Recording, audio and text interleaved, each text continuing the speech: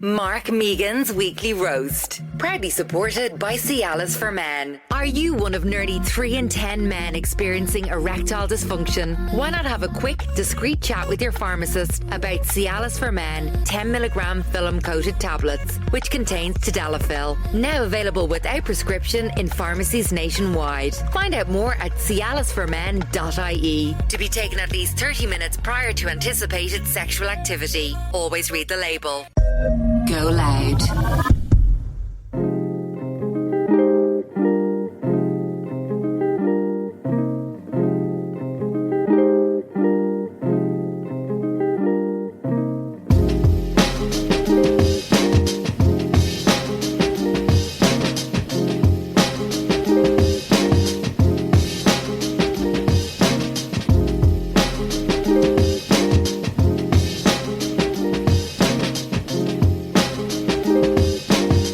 Back to the Weekly Roast. How's it going, guys? How the hell are you? How are your hearts? And of course, how are your heads? Guys, Mark Megan's Weekly Roast is proudly sponsored by Cialis for Men, helping you get and keep an erection whenever you need it. If the idea of walking into a pharmacy makes you feel a bit awkward, don't sweat it. Pharmacists have heard it all before. Nearly 3 in 10 men have dealt with ED at some point, so you're far from alone. Just have a quick, quiet chat, grab what you need, and walk out with your head held high. Figuratively, of course. To be taken at least 30 minutes prior to anticipated sexual activity contains tadalafil. Always read the label. Welcome back to the Weekly Roast. It is the Groundskeeper's Willy finale. It is part 2 of the Groundskeeper's Willy. It is Willy Eilish. It is Too Fast, Too Furious. It is Return of the Willy. Welcome back to the Weekly Roast. It's great to be here. To give you a whistle-stop tour of the Weekly Roast before we begin, okay? My name is Mark Megan. I'm your host. I am joined by my trusty sidekick and friend, Mystery Mick. Hello, Mark. Hello, Michael. Every single week on my Instagram, @MeganMark, I do different roasts, okay? It could be anything about crazy parents on the sidelines of their kids' sports matches. It could be about your annoying colleagues. It could be about the worst boss you've ever had. It could be about a horrific first date that you went on. I put up a question box on my Instagram. The people of Ireland and from further afield chime in with their own contributions. We then take the best ones and these people send in voice notes outlining their experiences. We then distort the voice notes and create this podcast. And thus, all of them go into the oven and the roast begins. We are effectively Ireland's confession box. And we're also Apple Podcast Top Comedy Podcast of 2024. So, it's great to be here. I want to thank everybody for joining of late. We've had lots of new listeners in the last few weeks. I'm assuming largely thanks to the Groundskeeper and his Willy. So thank you both, the Groundskeeper and his Willy. Guys, let's get into it. I'm just going to explain to you. Before we get into the show, we are going to do a little bit of a roast of job interviews. We want the new listeners to understand how the show works and it'll give them a sense of the structure and the format and all the rest. Then what's going to happen is we're going to get into the finale, okay? I'm going to play you some voice notes from people with their thoughts and feelings on the whole situation. I'm also going to talk about what happened when myself and Mystery Mick went down to Offaly last week and met everybody involved in this situation. And that includes the Groundskeeper Willy himself, whom we will be calling Tom for the purpose of his anonymity. The sister-in-law who originally started this whole thing, whose name will be known as Susan for this whole thing. We also talk to the actual woman who was performing these sex acts, who we'll be referring to as Laura. And then we also spoke to the Groundskeeper's 2 daughters, who will be remaining nameless. It's all just completely insane, and it's great to have you with us. Thank you so much to everybody who took the time to message last week. If you enjoy the show, send me a message on Instagram @MeganMark. Compliments go a long way to soothing the void in the soul of self-loathing. And furthermore, if you want to support the show, the best possible thing you can do is share it with a friend. I really and truly appreciate every single person for listening. Let's get into it. Hi, Mark. So I worked in recruitment once, and I was interviewing a guy who'd been recently made redundant. He was probably in his early 60s. I was feeling kind of sorry for him, trying to find him work. And halfway through the interview, he asked me, he actually stopped the interview and he asked me, could he kiss me? And I said no. And then he said to me, okay, would you like to come to my house and have dinner? And I said no. And he said, oh no, my wife will make us dinner and we can all have dinner together. It was genuinely the most uncomfortable interview in a small space I've ever had. He just couldn't find him a job, and I kind of left it at that. But yeah, true story, and well done. Love the show. Absolutely mental. Disgraceful. Good stuff. My fear when I go to a job interview is I hope I don't get found out for talking shit. Not, I hope they don't stop the interview and try to kiss me. The fact that she's not even that blown away reveals the true horror of what it's like to be a woman. Yeah, absolutely. I was fucking bamboozled with this. And she's like, yeah, I played at the deer. And she was like, yeah, okay, yes. See, being a woman, yeah, I suppose, yeah. That's Tuesday. These are the things that we have to look out for. Getting kissed during job interviews. You're actively trying to help them. You're trying to help this poor near pensioner. And he just goes, sorry, oh, sorry. You know, the whole pretending to be muddled. Yeah. Oh, where did I put my jacket? Oh, my liquor is all sorts. Can I kiss you, please? There used to be a guy in the pub that I drank in with my best mate. This is a true story. Yeah. And I'm not going to give it away. It was the Leopardstown Inn. And we used to drink there every night, right? Well, every Sunday night. And then, well, we know how that story goes. Yeah. But we used to drink, and there was like a smorgasbord of characters that would drink at the pub every day. And you get to know them. You become part of the fabric of the pub when you are drinking to the extent that I was drinking, with the frequency. And there was this one old fella who everybody was like, oh, the little old Bernard, he's so cute. Why is he cute? Just because he's old. That's he's not decrepit. Do you know what I mean? Because his fingernails are longer than my thigh. Do you know what I mean? This is just a ludicrous unit of measurement there, by the way. But anyway, Bernard used to, he came in every day and he'd sit down at the corner of the bar with his newspaper and he'd order 2 drinks, one for him and one for his wife who's no longer there. I'm like, she was on the Stella, was she? Rosemary was a big fan of the Smithwicks, was she? He just wants the 2 pints, lads. Pint for me, a whiskey chaser for her. Yeah, a pint for me, and then a light of whore. But anyway, one night, one of the barmaids, who was like 19 or 20, Bernard was intoxicated and was like, oh, I need help getting home. He only lived around the corner. So she was like, Grant, I'll help you, okay? She helps him and he's doing the whole, like, I can barely walk, but, you know, the arm, like, he's basically enjoying that. You can tell that I'm cynical. Yeah. And I'm like, this is not, I can tell he's a pervert. Yeah, absolutely. So she brings him home. She brings him into her gaff, okay? And then he starts talking about being cold, blah, blah. Can she go up and do the electric blanket? Brace yourself for this, by the way. So he stays downstairs. He says he's going to make some food because he's hungry and he can't go to bed on an empty stomach. She goes upstairs and, like, she said the whole place just smelled like Murray mints and lavender. Do you know what I mean? Of course, yeah. Checks Naturally, out. yeah. Checks out. It's a pensioner. Do you know what I mean? And gets the electric blanket on, comes downstairs. The lights are off. So she's like, Bernard. He's like, I'm in here. And he's in the kitchen. Not English. In the kitchen. And she goes in, turns the lights on. He's standing there, nude from the waist down, with a truncheon on him. And he's holding a raw chicken. And he goes, will you stay for a sambo? I swear to God, she comes back to the pub and we were like, what? She had mayonnaise on her face. At least I thought it was mayonnaise. Brilliant.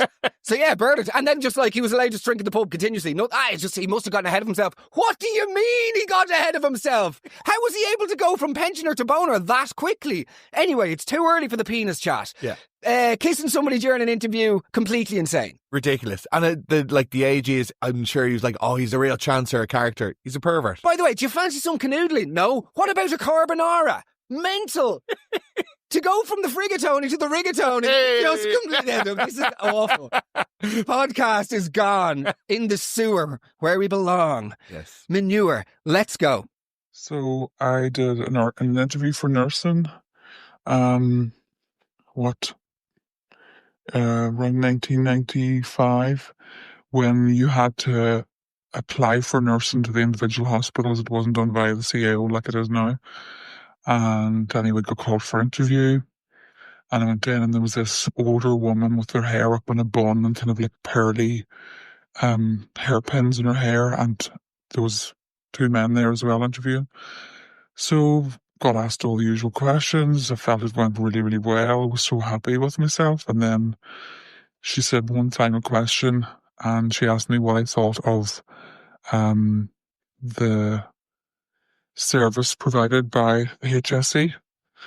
And I said, well, would you like me to give my honest opinion or the answer that you'd like to hear? And she said, oh, your honest opinion. So I basically said that we have amazing doctors and nurses in our hospitals, because at the time my father was actually really sick and I was well used to being in hospitals. And I said, our nurses and doctors are amazing, but I still just, there aren't enough of them. And I have an elderly relative, and like it's about 3-4 years since a public health nurse has called to him, and I said I wouldn't really call it a service, to be honest. I said it's, there's so many weaknesses and flaws in it. Yes, it really has a lot to do, And she stood up and she started shouting at me to get out and pointing at the door. Get out, I can still hear her shouting at me. And the two men stood up, and one of them was winking at me and shook my hand, and they were kind of winking as much as said, like, you better go. So I left. But I got the job. I got it. I got offered it. I didn't actually take it. I went on to become a teacher, but yeah. Yeah, I mean, don't be honest. Absolutely. A lesson in life, never be honest. Hide your true feelings about everything, even to yourself. I think job interviews are one of the best places to lie. Everybody's lying in a job interview. Everyone. It's a complete sham. It is an act. It's the sort of, will you come back to mine for a DVD of, format? It's all just a load of bullshit, but we all participate in the bullshit. Yeah, it's a merry dance that you have to do. And on both sides of the table, Absolutely. Everybody is lying. Yeah, absolutely. It's like, if your partner asks you, what do you think of this dress? Honestly, don't be honest. No. And I don't want to devolve into cruise ship comedy. Oh, when the blooming wife asks you what you think of that dress, I'll tell you something, kid. Kid down there, where you from? You just back from Iraq. I've been to war, 20 years married. No bloody Memel of order for me, This is a hallucination. You have PTSD, Simon. So sit down. Nevertheless, I don't know. Thanks for that. But if your partner asks you, what do you think of this outfit? Darren comes in and goes, what do you think of this outfit? I need you to be honest. The only way out of that is to respond with a question. Oh, I like it. What are you thinking? Bang, there you go. Gone. Well, what are you thinking? And she goes, oh, I just think the eyes are a bit, oh yeah, you could be right about that then. Yeah. Oh, I just think the colour, yeah, maybe.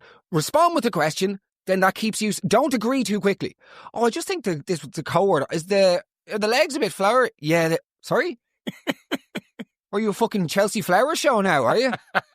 Maggie Smith, do you know what I mean? Rest in peace. That's the only way. Anyway, if somebody says be honest, don't be that honest. No. Kate took me through Pinterest to look at wedding dresses last week. I gave everything an 8 out of 10.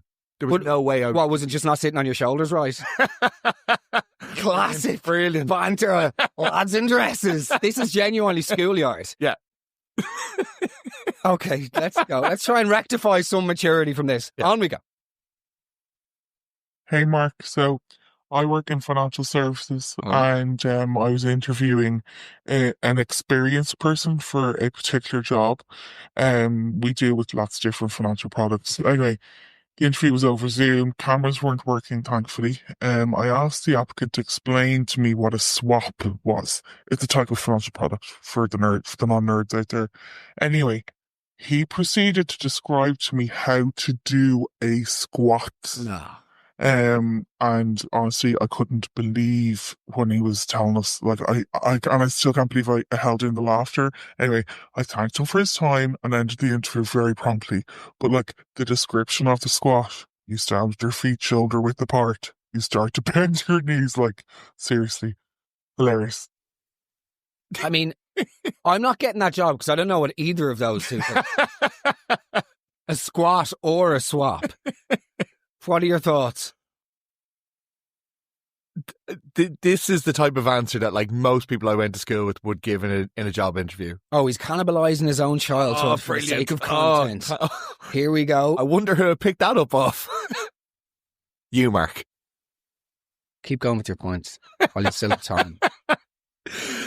Look, It's a jock. This guy's clearly a jock. absolutely. And jocks must never remain unsupervised when out in the wild. Like, you know, I always talk about it. Jocks are it must be very difficult for a jock to have grown up in a locker room, you know, to survive on a diet of sort of shoot first and just rampant misogyny, loathing of anything that stretches beyond their, you know, limited understanding of how the world should work. And then they get into the real world and they're in like tech companies and they realise that you can't refer to people as like, you know, slurs. Yeah. You can't just walk up to a water cooler and go, "What up?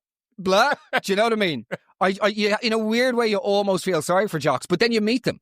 Like I've said to you before, like walking down the road a couple of years ago at Christmas time, and I bump into like this jock from my school, and he's like one of these guys who regales all of the horrendous things that he did as a child, but now he mentions it as if it's all just a bit of a laugh. Like, do you remember that was all a bit of crack? And you're like, it wasn't really that much crack for us. Like, do you know? Oh, do you remember the time? Do you remember the time we jocked Simon O'Keefe and threw him into the girls' jacks with his bicycle? That was fucking hilarious. That was you, Michael. You did that. Also, it wasn't a bicycle, it was a wheelchair. Did you have to use Michael there as the example? Pay the fucking dues, baby. Anyway. Awful. Okay, on we go. Hey, Mark. So yeah, it was a few years ago now, but I was interviewing for a marketing role in a kind of marketing PR agency at the time. My mom had recently passed away, so I was wearing her diamond ring on my right hand. It was on my ring finger, absolutely. But long story short, went through the interview, was interviewing with two girls. One at one point commented and said, "Oh my God, I love your ring. Are you engaged?" And I said, "Oh, no, I'm not." And she said, "Oh, that's good. We had a girl in this job and, you know, kids and marriage aren't really compatible with the job." And I sort of said, "No, that shouldn't really matter, but it's actually my recently deceased mom's ring." Yeah. Anyway, I did get offered the job. I turned it down, unsurprisingly, because I would have been working with her. But ironically, that same girl has a kid of her own now, has her own business, and is very much in the whole influencer circle. Interesting. Name and shame. This could be our next investigation. Yes. Wow.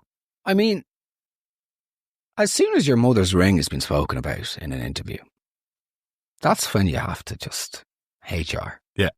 Can we not talk about my deceased mother's ring, please? Sparkly or otherwise. What are you laughing at? You're towing a very, very fine line there, Mark. I don't know what you are talking about. Of course you don't. Did they burst? No. A bit of decorum, I'm please. interested in this person. So that's scandalous. We don't really go for that sort of thing. Good luck. That's the dream to happen in an interview. You could take them to the cleaners. Like, yeah, sorry. One time actually when I was in London years ago, and I got a job interview for something which I actually thought I was going to be very suitable for, but had the interview, got on really well with her, was like, brilliant, job's in the bag, let's go out for a few pints. Brilliant. And then got an email or got a call from the recruiter later, and she was like, oh, spoke to Sarah or whatever the woman's name is, and was like, yeah, sorry, she just said that she thought you were funny, but you probably wouldn't be the right fit culturally for the role. That is like... But out there. In this day and age, that's a mental thing to say. Sure. But I suppose, what was the job, though? It was to be the CEO of the British Institute for Female Muslims in Business. So... Bloody... What do you mean it's not? Let's go. Hi, Mark. We were hiring for a new business analyst in work, and when the CVs came through, there's a fella who applied, and he had Matty United fan under his list of skills. It was a funny one. Love the pod. I'm very much waiting for an updated quiz. Oh my God. I could practically hear the rustling of the accumulator papers in the tracksuit bottom. You could bottle the moisture from the sack that stuck to his thigh as he sits in the Under Armour uniform every weekend. That's a disgusting image. You can smell the full fat coke off his breath and the vinegar tips of his fingers as he wades through another full-size family bag of hunky-dories sitting on the couch. So, supporting Man U on the CV, good stuff. Ridiculous. This is though, like, you know, you see those CV tips and they're like, show a different side to yourself. Yeah. That's just a complete and utter misunderstanding of that. Yes, yeah. That's ridiculous. My CV, like, because I got my job in the BBC via Twitter.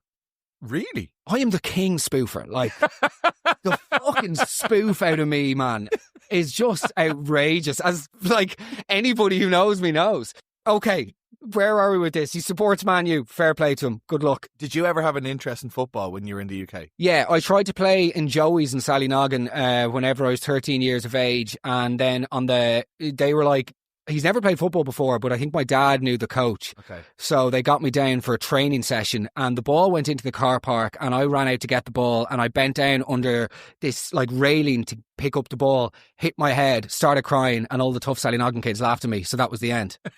That's why I can't go back to the noggin without being fully armed. Genuinely. That is a true story. I did like my knowledge of 90s football is second to none. Really? I could tell you Luke Chadwick's star sign. Wow. Do you know what I mean? I could tell you David Sharp's dick size. Lee Sharp, damn. And it's huge. But yeah. Really a groundskeeper in Offaly. Mark, that was good. On y va. So I was quite super staff 1 year, and this guy sent in his CV. He had no experience, but he was a young lad and he wasn't going to college, and he was available for the time of year that I need him. So I said, sure, look, could we give him a go?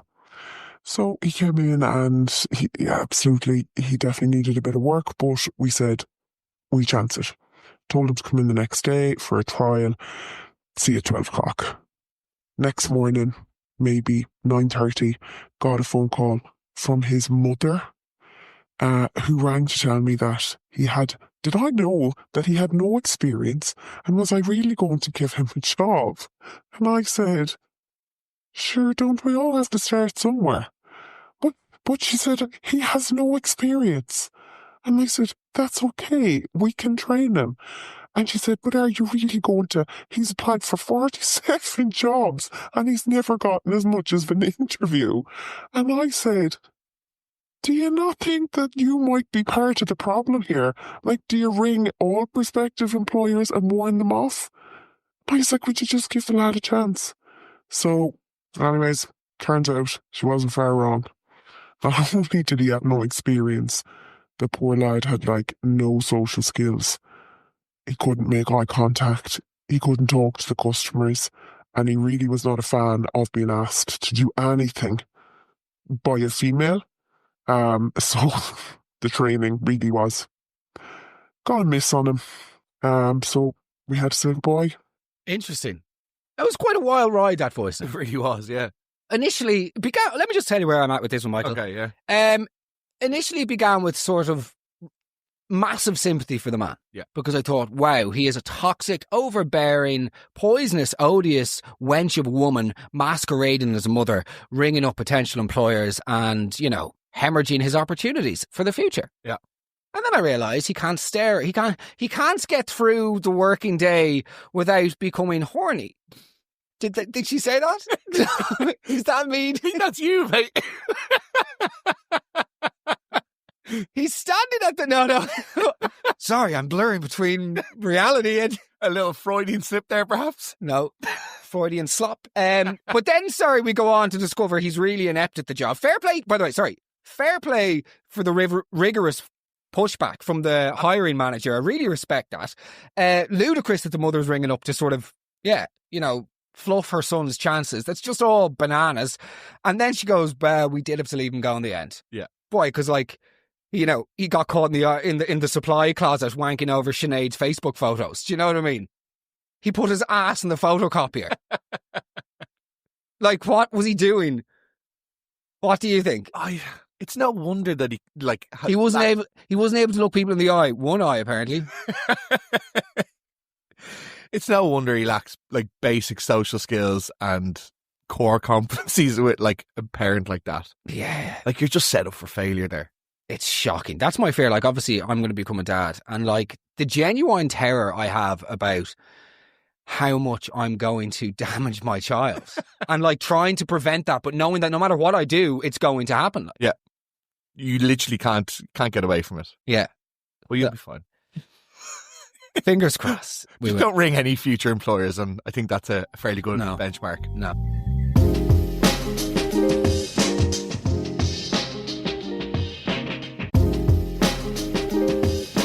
Oh, guys, I hope you're enjoying the weekly roast and this very special episode. It's a little bit extra long for you, so I hope you're enjoying it. As always, if you're enjoying the show, do me a favour. Send me a message on Instagram at Megan Mark. Let me know if you're enjoying it.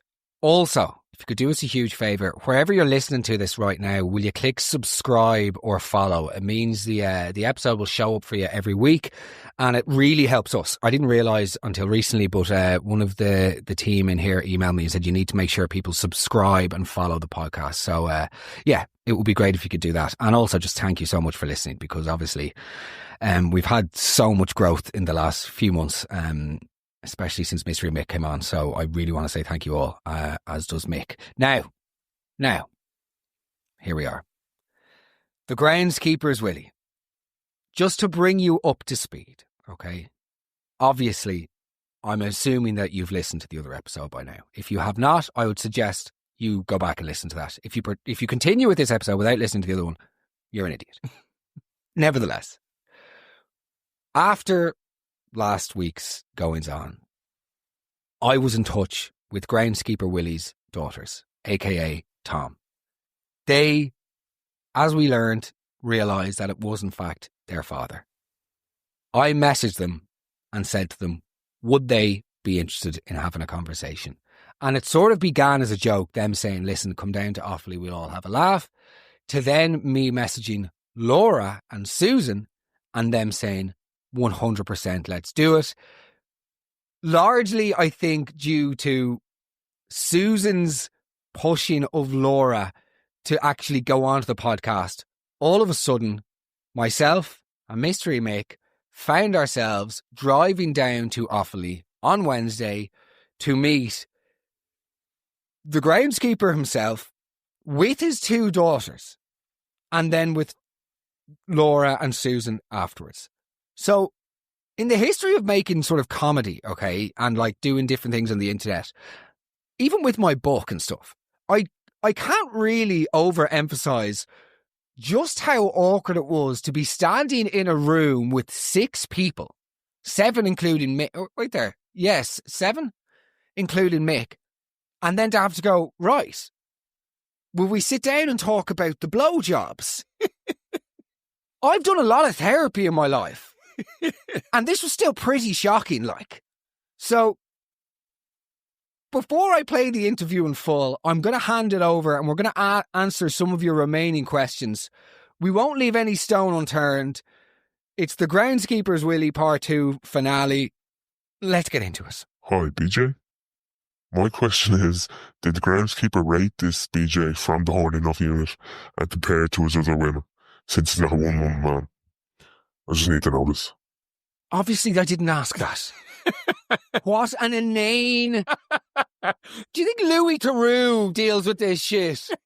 And did you enjoy the blow? He obviously enjoyed the blowjobs. He went back for 4, at least 4. We subsequently learned there was 2 prior to Easter, so he's had at least 6 suck-offs. This is just... No, we didn't ask that question. Next question. I just can't get past the fact that it's gonna smell. Oh. Like, there has to be a smell. Oh. Like, he's caretaking and groundskeeping in a boiler suit.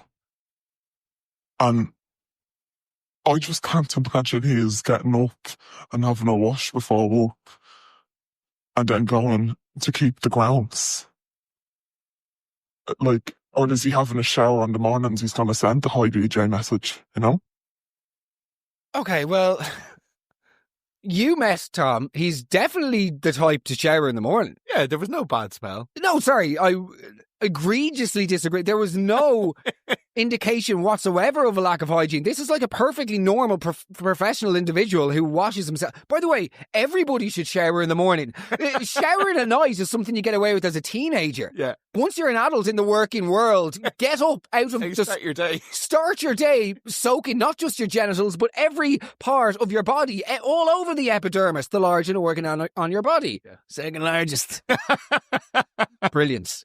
Good. Good man. On we go. Hi, Mark. Love the podcast. It's given us a great laugh, to sir. But one thing I'd like to know is, how does the sister-in-law feel about the fact that her sister-in-law spilled beans about her and Groundskeeper Willy? Okay, well, the only person spilling their beans is Groundskeeper Willy.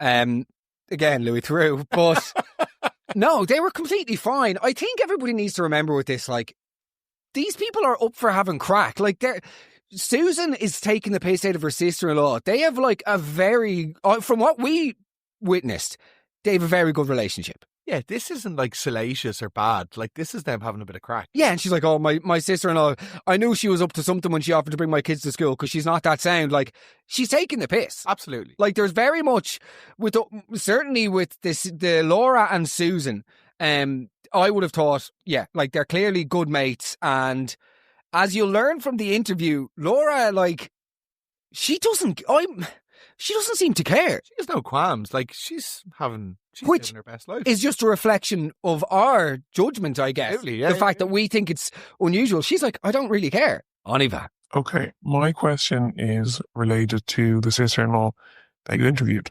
And the original poster, her sister-in-law, called her a horny enough unit and said she's not that sound. Now, obviously, the bigger story is what went on with the caretaker. But if I read that my sister-in-law said about me, I would want to know why. And is this something that's just accepted between them? Or is this news to her? They shouldn't think she was that sound. I need to know.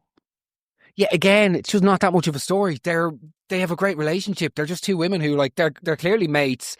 They obviously take the piss out of each other. Yeah, like... Yeah, I think had this not been, broadcast on a podcast, like, with people who don't know them, like, this is two people having fun. Like, they're also choosing to do this. You have to remember, they are all good-natured. And guys, let's remember, like, the cornerstones of most Irish relationships are based upon slagging. Absolutely. So again, it's not really, there is no... I didn't get any sort of hint that there was, like, bad blood, even over this, like, being sent into the pod or anything. You were so nervous that you actually reminded me of that son whose mum rang up about the job interview. You barely looked anybody in the eye for the entire thing, and then we had to go and sit you in the car because you were erect because there was a French flag up in the window. Let's just get into that for a second. Myself and Michael drove down to Offaly, right? As most listeners will know, the person that's in the passenger seat, it's their job to do the navigation with Google Maps, okay? And we were visiting a few different areas of Offaly. Amelia Earhart with fucking cataracts would have a better sense of direction than Mihal with Google Maps in his hand. I genuinely thought at one point we were in the Bermuda Triangle, and that's Bermuda spelled B-I-R-R. This guy was like Stevie Wonder. You can't have a go at Stevie. We're not having a go at Stevie, but like this, I have never, the pilot, the co-pilot in the Malaysian Airlines flight 1370 had a better barometer for like roads than this. Go on. A navigator is somewhat limited when their driver has a panic attack every time he reaches an intersection. You haven't got my anxiety, is that? Oh, fuck off. Bringing in mental health into this equation. Oh. I've spoken very honestly and very courageously about my mental health. People refer to themselves as courageous. Good luck. It's over. You're a cunt. So, anyway, Michael is the worst co-pilot in the world. He's also afraid of anybody without a Dublin accent. He's literally like, he just starts panicking. At one point, we were driving through Westmeath. Where do we have to go through? We stopped off in Road and we stopped somewhere in Enfield, which is actually still in Dublin. Yeah. But then, do you remember this guy came up and he had that really strong Kildare accent? And we were like, how's it going? And he was like, I don't believe the weather. Sorry? He was like, I cannot believe the sun is shining. There is not a cloud in the sky. And you are a co-pilot of Dublin, boys. Where are you going? So we're going down to Offaly. Are you going to Road? You need to go to Glada or the Burren. The Burren's in Clare, mate. Fuck you, Mac. I want to hear more about the mother ring. Just, let's go. Hi, Mark. Oh my God, I love the show. Every week it just gets better and better. But the Groundskeeper's Willy, like Chef's Kiss, it's an amazing story. I want to know more about the sister-in-law's other adventures. How is she a horny unit? What is a horny unit? I need to know more about her and what she does. What she does, who she does, how she does. There's more information there that I think would just add to it. Like, she could probably have her very own section every week, really. Like, if this is probably just the tip of the iceberg. Yeah, like it probably is. It's also she's a full person who's entitled to her own privacy. Just because she's been honest about 4 blowjobs doesn't mean this is like all of a sudden Anne Frank handing over the diary and we get to go to, age 14. Peter felt my breasts. Like, do you know what I mean? You don't all of a sudden get access to the sort of annals of this woman's sexual history. Insane levels of expectation there. I mean, I think we leave her off. Like, she's having fun. People like Lewis Lady, and other characters I'd like to see more of. But, Laura's sound. Laura's okay, so people are asking what's a horny enough unit. I think we can all deduce. It wouldn't take fucking Cambridge Analytica, do you know what I mean, to ascertain what horny... I wonder, let's get a crack team on that. It means she's horny and she moves like a unit. She obviously swivels on cot. No, you can't. But she's obviously, She's a unit. She's likes Willies. That's the end of it. That's the beginning, middle and end of it. Tip of the iceberg. They're not the tips that we're talking about. Okay, guys, listen. Here we go. Thank you for listening. Thank you for staying with us. If you enjoy the show, you know what to do. Send me a message at Megan Mark on Instagram. If you could do us a huge favour and share it with somebody, that would be a very free and easy way of helping the podcast grow. So, again, thank you so much for your support. Now, here we are. We've answered your questions and it's time to get into it. Myself and Michael drove down to Offaly together and we met these people and they were all, by the way, just so nice. This was genuinely a new terrain for myself personally, but also for the podcast. So I was not a very good interviewer, but I think we got what we needed and I would genuinely love to do more stuff like this. So if there's any other local mysteries or local investigations that you think we should direct our attention towards, if there's anything in your town or village that you feel like needs a bit of a deep dive or a roast, get in touch and we will bring the roast on the road and pay you a visit. But now, without any further ado, it's time to pass over the microphone to our lovely Laura, who was the person giving the blowjobs to Groundskeeper's Willy. There is no better explanation other than the product itself. This will hopefully answer all of your questions. Again, I truly appreciate all of your support throughout this saga and series. Send me a message. Let me know if you enjoyed it. If there's any questions left unanswered, I'd be happy to answer them privately. But for now, this is it. This is the finale. We're going to let these people go on and live their lives thereafter and forevermore. Here we go. On y va.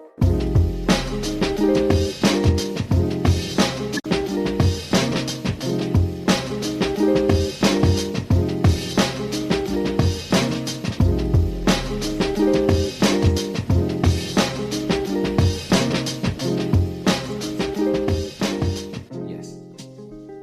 No, take it off.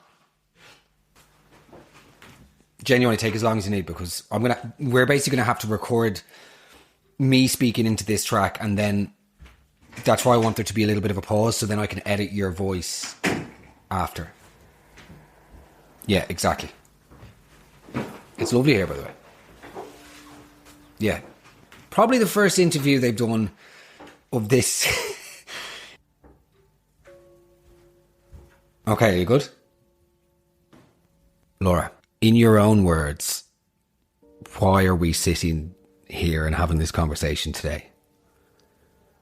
And how many no, just the first one.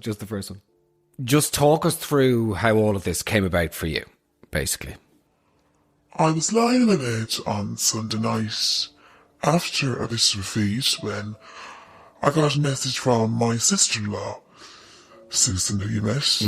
I was dying of a hangover and I had the fear of God on me, so you can only imagine, Mark, my reaction when I see WhatsApps coming in saying that I'm after going viral on some Instagram comedian page for dishing out free blowjobs around the town. Anyway, Susan, aka this lovely sister-in-law who told you I was a horny old youth, was having the time of her life because she'd gotten back on the wine and started telling you about the little arrangement I have with Tom, who, by the way, Mark, isn't a groundskeeper.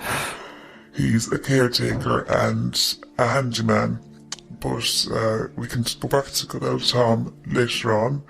So I started having the crack with Susan anyways, and, you know, a bit of a laugh about it all because sure, she's only a few blowjobs, and before she herself married my brother, I know, Mark, for a fact, she had been through more than her fair share of Garda herself. In fact, she almost joined the Gardaí at one stage.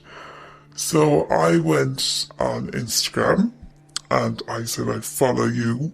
I was enjoying watching along anyway, and then I seen some other woman say that she might have known Tom because he had a third leg, and that's when it got interesting for me because let's just say he does have an extremely long penis. Good stuff. But sure, look, it was a little crack anyway, and the image of Tom standing in the queue for the burgers with the pencil sticking out of his jumpsuit had all of us in knots. So I was bursting my whole laugh with messaging Susan, pretending to be heartbroken because it means Tom is doing more than I thought.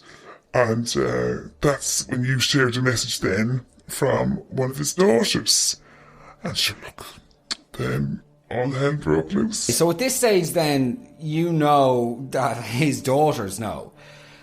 Like, are you panicking or do you think it's fine? And what's Susan saying? Like, I couldn't believe how open all of you have basically been about this.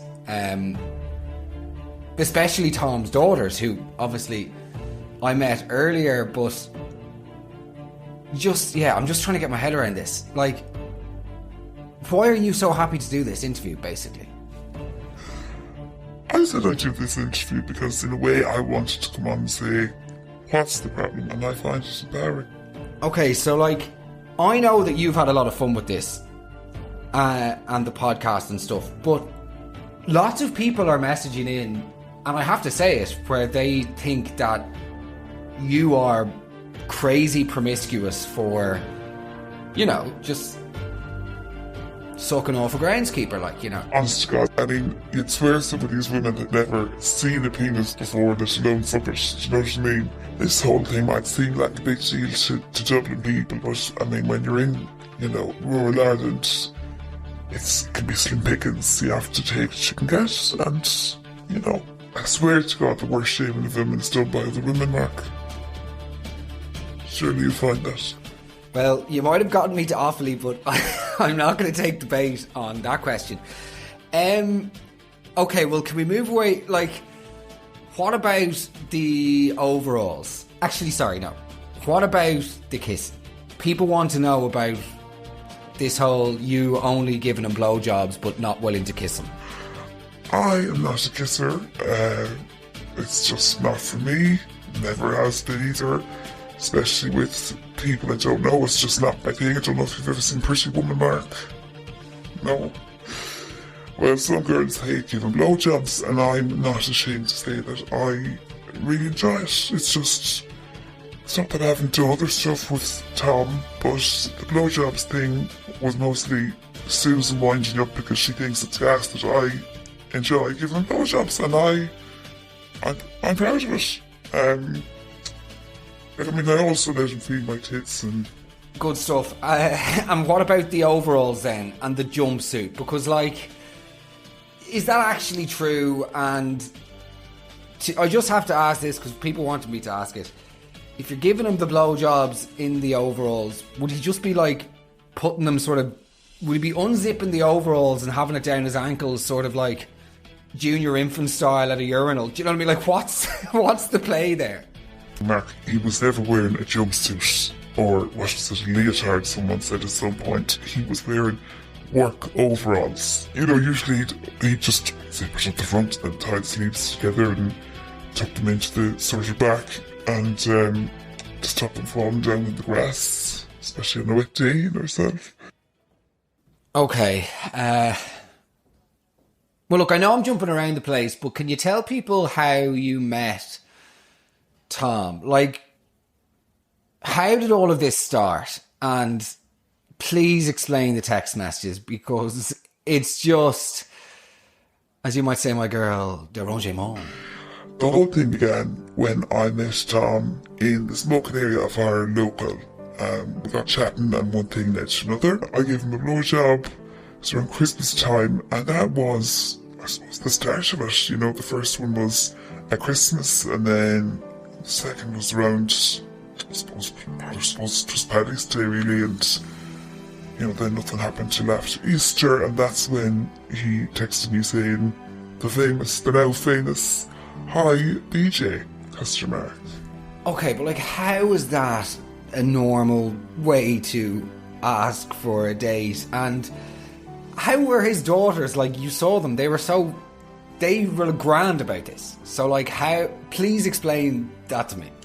To be honest, he was probably taking the piss, but as you can probably tell, there isn't exactly, you know, and lads in the local village here waiting to go on dates, so I thought, why not? I do want to say that, you know, the blowjobs never happened on the property of the school. Can I just say that to you now, Mark?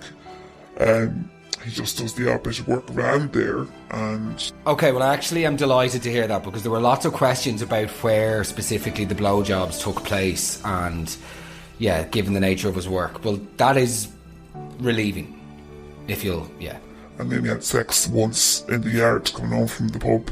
You know, one night, sure, what, Saturday night, middle of the night, is that illegal? I don't think, like, you'd be hard pressed to find someone who hasn't done that, really, in the locality. And tell us a bit more about Tom. Like, I mean, I'm not surprised you two seem to get along very well. To be honest, you seem to actually get along, like, I would go as far as saying you're very familiar with each other, certainly today. How is he happy with this? Like, you know, he seems very, I don't know, he seemed very up for the crack today. So what's the story with Tom, basically? Tom's a lovely man with a great sense of humour, and, you know, he's gotten some laugh out of this. You know, speaking to his daughter earlier, you can tell they have great crack and they don't take themselves too seriously. He might be a man of a few words, but he's great crack, and we've arranged to go for a drink next week to sort of laugh all this off, and, you know, I mean, it's been a bit of fun. I've asked him not to wear the jumpsuit, Mark. It's up to him to decide about the blowjob though that night. So maybe you are a bit of a matchmaker yourself, Mark, because you've got us on a real life date for grown-ups.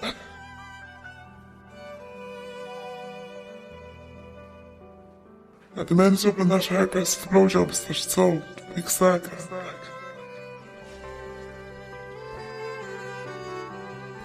I got a message or two from people in my book club saying they think it's me, but that's about it. I just ignored them.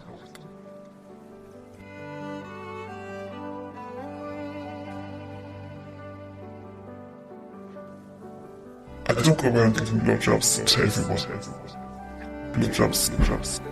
Blowjobs. Yes. Yeah, I think we're done. Genuinely. Thank you. No, thank you. Yeah.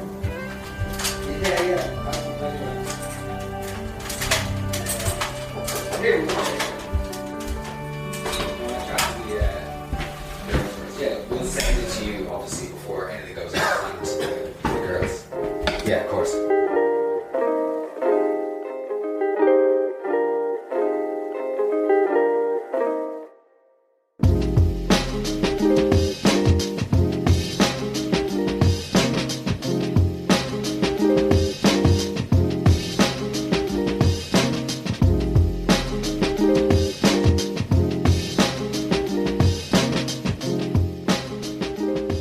With that, the Groundskeeper's Willy, BJ's is brought to a close.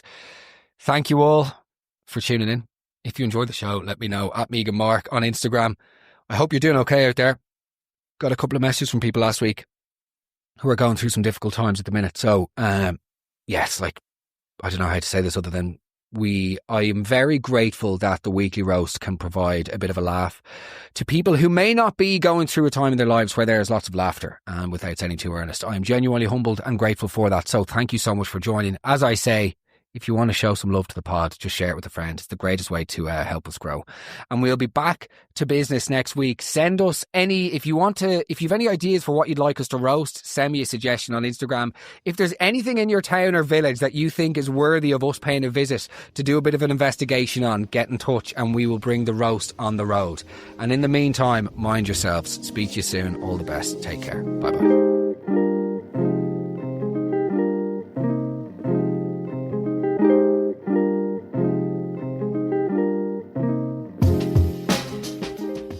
Megan's Weekly Roast. Proudly supported by Cialis for Men. Erectile dysfunction? It's nothing to be ashamed of. Have a quick, discreet chat with your pharmacist about Cialis for Men. 10mg film-coated tablets, which contains tadalafil. Now available without prescription in pharmacies nationwide. Find out more at www.cialisformen.ie. To be taken at least 30 minutes prior to anticipated sexual activity. Always read the label.